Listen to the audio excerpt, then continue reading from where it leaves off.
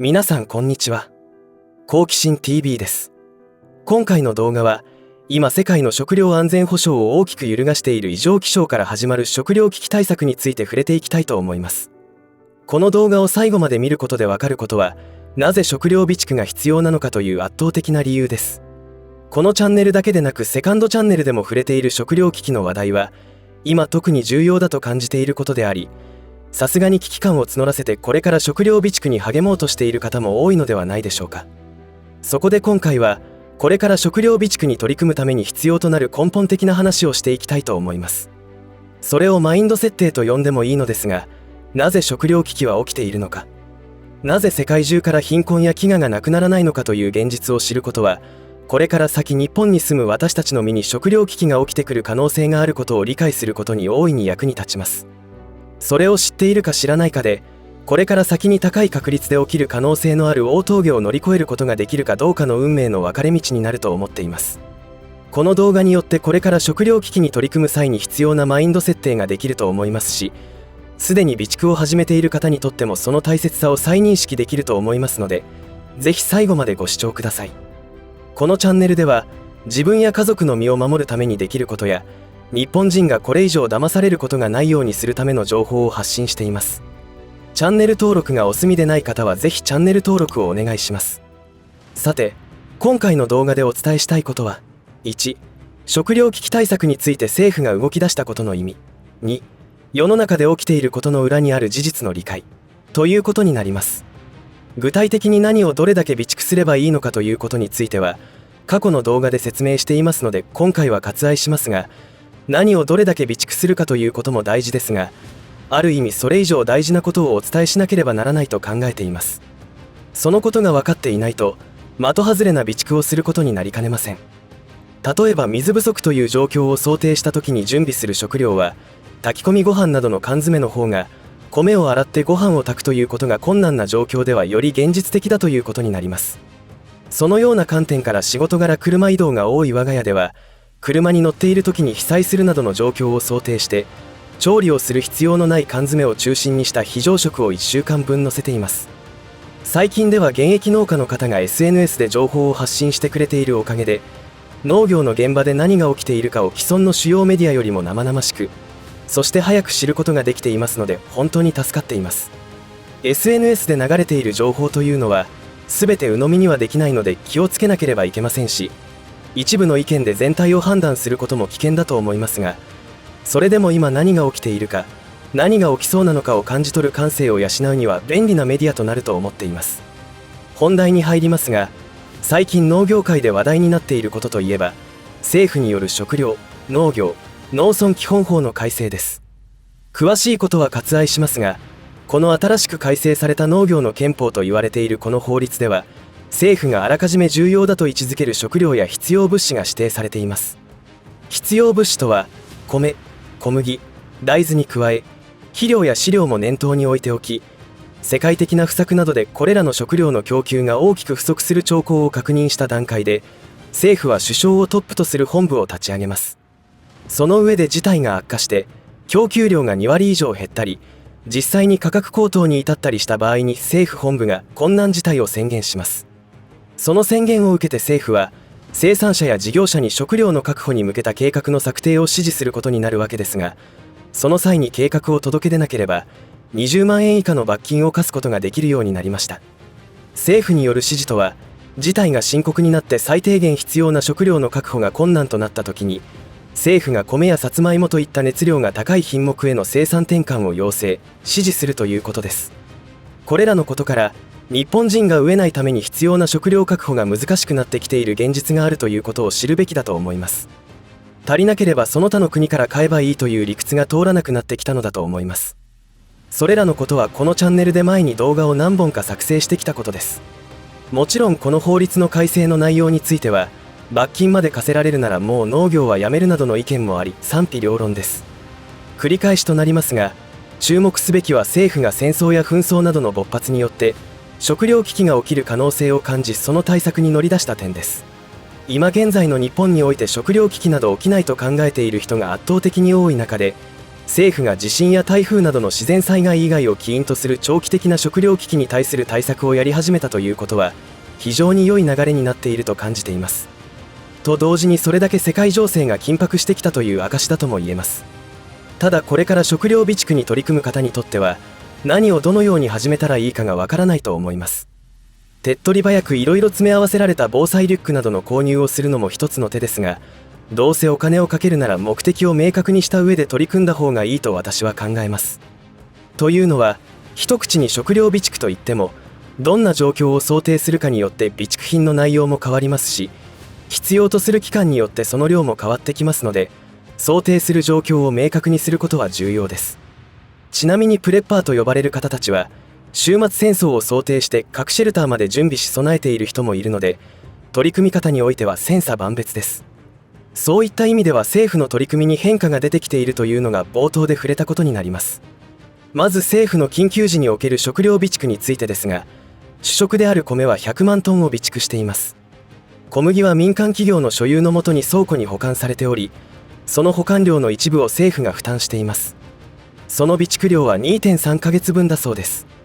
そして輸入先の国から船に乗せられている量が常時2ヶ月分あるということで、計 4.3 ヶ月分の備蓄がなされています。主食の米の100万トンとはだいたい国民1人当たりに換算すると8キロほどと言われており、どのくらいで消費するかは個人差が出ますが、だいたい20日前後ではないでしょうか。他にも飼料用の米としての備蓄があって、いざという時には主食用米として使える分が100万トン前後あるそうですから、米の備蓄量は合わせて1ヶ月分強という感じです。そしてその政府の食料備蓄が私たちに届けられるには5日から7日かかることを知っておく必要があり、最低限そのくらいの食料備蓄は各自が準備しなければならない最低限度となります。国が備蓄する食料としてはその他にトウモロコシがあります。そして過去に備蓄していたものの民主党政権の時に廃止されたものに大豆があります。備蓄対象から外れた理由が驚きで、備蓄するには当然維持管理費がかかります。大豆の備蓄は制度発足から36年間使用した実績がないことから、その間に使用した補助金約300億円が無駄になったという判断で廃止が決まったのだそうです。この理屈は家庭の中で食料備蓄をお金の無駄だと言っている人と同じ理屈ではないでしょうか。驚きました。ここで冒頭で話していたことを思い出してほしいのですが、政府が食料、農業、農村基本法の改正の背景には、世界中で起き始めている戦争や紛争によって従来通りに食料を確保するのが難しくなってきたということがあります。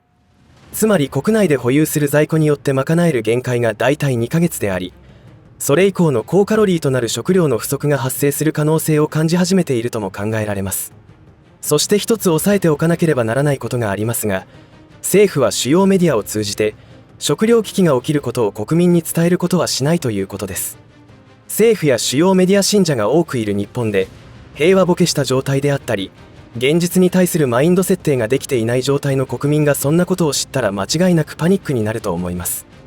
そして政府の備蓄はあくまでも机上の話であって、実際にどのように国民全員に米や小麦を配給するのでしょうか。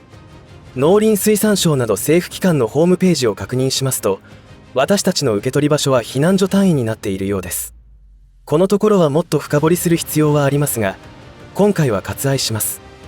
つまり政府や主要メディアが迫り来る危機について何も言ってないから大丈夫だとは決して考えないことです。ここからのことが今回の動画でお伝えしたいことの2つ目のポイントとなります。今私たちが置かれている状況というのは確実に危機的な状況になってきているということの認識が重要です。そしてもう一つは、食糧危機というのは意図的に作り出されている側面があるという事実です。世界全体の食料生産量から考えると9億人以上いる飢餓人口は存在しないはずなのですが、現実としては一向になくなることはないどころか、飢餓人口は増え続けています。にわかには信じられないことかもしれませんが、ほとんどの善良な人たちからするとありえない倫理観で世界は動いています。今この瞬間においても餓死している子どもたちがいる中で、世界から送られてくる人道支援によるお金を着服している者たちが全部とは言いませんが確かに存在しているのです。さらに貧しい国でよく見られる障害を抱えた子供とその親が物乞いをしているシーンがありますが、その中にはわざと障害を持たせて人々の同情を呼びお金を稼ぐというレンタルチャイルドというビジネスモデルまであります。そして馬鹿げた話だという人が多い話の一つとして、増えすぎた世界人口を減らす計画があるという説です。このチャンネルにアクセスしている古参の視聴者様の中ではもはや常識となっていることだと思いますが、初めてこの動画にアクセスしている方は驚くかもしれません。そんなことが許されるわけがないということだと思いますが、人の命など何の価値もないと考えている人たちがいるというだけでなく、実際にとんでもないことをしてきたし、しているという事実を早いうちに理解した方がいいと思います。日本は先の大戦で広島、長崎に投下された原爆によって一瞬にして25万人の命が奪われました。戦争だからやむを得ないとされてきたことが、時間の経過とともに次から次へと当時の機密文書が公開され、驚くべき事実が明らかになっています。ご存知だと思いますが、今まで通説になっていたあの原爆投下は戦争を終わらせるためには必要だったということが大嘘でした。なんと2種類の原爆を落としたのは、原爆による実際の被害データを取りたくて実行したことが分かっています。ショッキングなことですが、これが今現在の世界を牛耳る勢力が持っている倫理観です。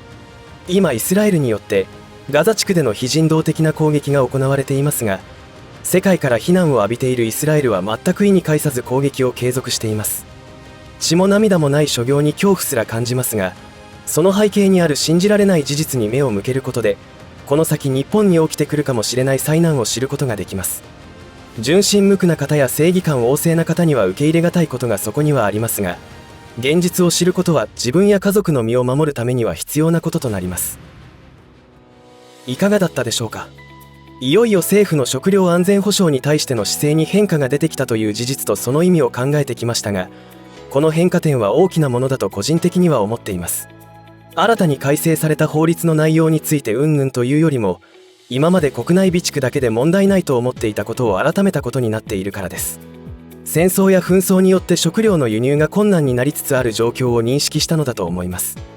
さらには世界各地の農作物の生産地で起きている異常気象による不作は、私たちの想像以上のことなのかもしれません。日本の農業政策というのは食料安全保障の面から専門家たちの指摘を多く受けてきたにもかかわらず、改める様子もなく現在に至っていますが、ここに来て慌てて法改正をして政府の指定する農作物の増産命令に従わなければ罰金だというやり方には多くの非難が出ていますが、それだけ事態は深刻だと受け止めた方がいいと思います。一人一人が最低限の食料備蓄をするということは、それだけ悲惨な結果を減らすことにつながりますので、絶対に必要だと思います。家族の中で食料備蓄にお金を使うことに反対している人がいることでご苦労なさっている方もいるかと思いますが、決して間違ったことをしているわけではありませんし、家族の命を救うことにつながることですので、くじけることなく押し通してほしいと思います。この動画が皆さんの食料備蓄に対するマインド設定の第一歩として、または見直しにお役に立つことを祈っております。最後までお付き合いありがとうございました。以上で今回の話は終わりとしますが、皆さんの応援が次の動画作成の力になりますので、いいねボタン、チャンネル登録、通知設定をオンにしていただけると嬉しいです。また、コメント欄へのご意見、ご感想の書き込みもいただけたら励みになります。最後までご視聴ありがとうございました。好奇心 TV でした。